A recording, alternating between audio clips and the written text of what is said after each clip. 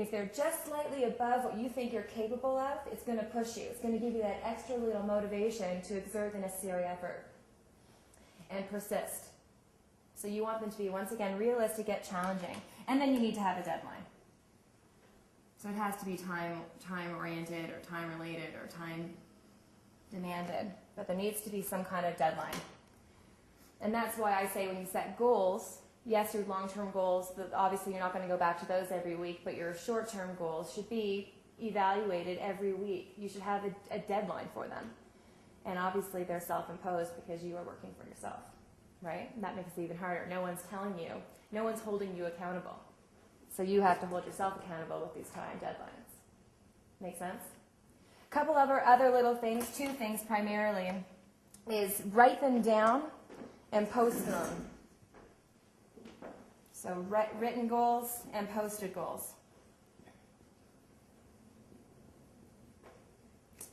When you write them down, you're basically making a contract between you and yourself. Okay?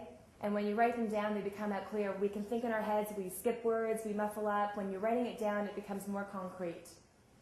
Posting them, when I mean posting them, don't just write them and stick them in your wallet. Don't just write them and stick them in a room that you never enter. My favorite thing is to put them in your bathroom mirror.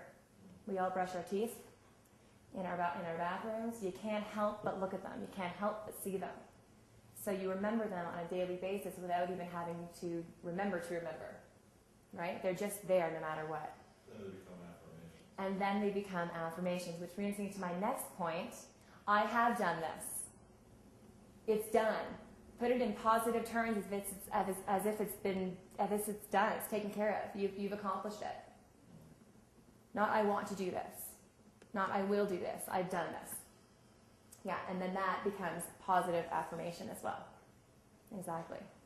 The last thing, especially if you're your own worst enemy, publicly disclose your goals. We can talk ourselves out of doing anything. Give yourselves 2 minutes in a room by yourself, and you can come up with any excuse, and you can justify any excuse that you give. Right? I don't feel like working out today. Well, I had a really bad night last night. I didn't eat properly. I don't have the energy. No problem.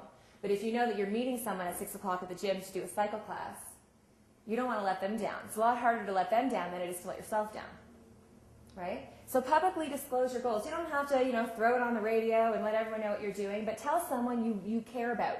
Tell someone that's important to you, that you don't want to let them down. Okay?